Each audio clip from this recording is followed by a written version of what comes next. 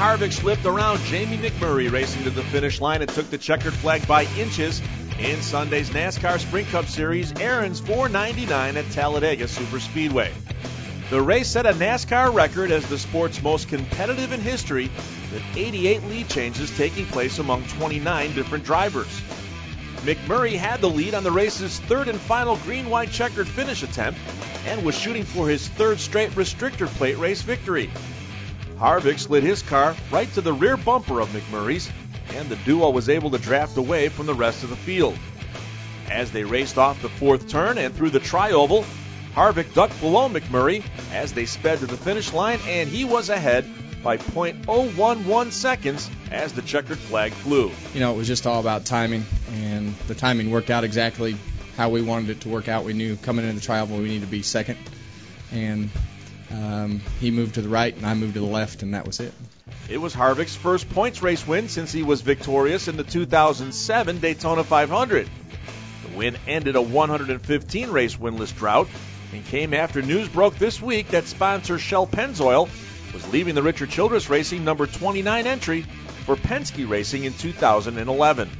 McMurray led 4 times for 27 laps en route to his second top 5 of the season since winning the Daytona 500. I mean, it's hard to explain to you guys that aren't in cars, but when there's someone directly behind you and they pull their car out of line really fast, it's like you pull a parachute in your car. I mean, it literally feels like you lose 3 or 5 miles an hour immediately.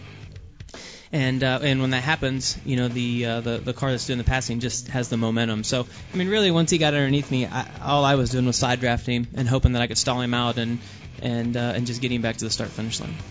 With the 3 green-white checkered finishes, the top 3 cars were running low on fuel, but all were able to hang on, including Juan Pablo Montoya, who equaled his best finish of the season in 3rd. It was cool, you know. Every restart, it was a little bit different. You were in a different position. And you're always hoping that you had somebody good that you could push, or you're hoping somebody would push you. And you know, with the second restart, when I had Jamie in front, I thought, oh, here we got them. You know, we cleared them, and we were looking pretty good. And for some reason, it just wasn't enough. But it's okay, you know. Denny Hamlin led 17 laps and finished 4th to continue his climb up the series standings. Mark Martin's 5th place finish was his 3rd consecutive top 10 of the season. And David Reagan finished 6th and moved 4 positions in the standings to 22nd. Clint Boyer, who is now 11th in the standings, came home in 7th, and Kurt Busch battled back from damage to his number 2 Dodge and a pass-through penalty on lap 150 to finish 8th. Kyle Busch led 22 laps and finished 9th. Mike Bliss brought home a 10th place finish with the defending event-winning Phoenix Racing Team, and Martin Truex Jr. rounded out the top 12. The triple overtime finish was set off by 2 multiple car incidents in the first 2 green-white checkered finish attempts. The first broke out when Ryan Newman was tagged from behind by Joey Logano as the field raced through turns 3 and 4, setting off a chain reaction crash that swept up 9 cars, including Brad Keselowski, Elliott Sadler, Marcos Ambrose, Bobby Labonte, Brian Vickers, and Casey Kane. Jimmy Johnson and Greg Biffle made contact on the backstretch to cause the second overtime. Johnson slid across the track and made contact with the inside retaining wall. He finished 31st, and his championship lead is now 26 over Harvick and 86 over Biffle.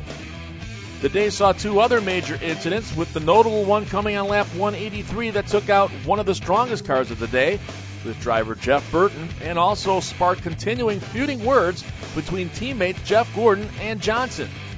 Gordon received heavy damage in the incident after Johnson forced Gordon below the yellow line prior to the 5-car crash. Be sure to check back with MotorRacingNetwork.com for the latest from Talladega, and stay with us all week as we count down to Saturday night's Crown Royal presents the Heath Calhoun 400 at Richmond International Raceway.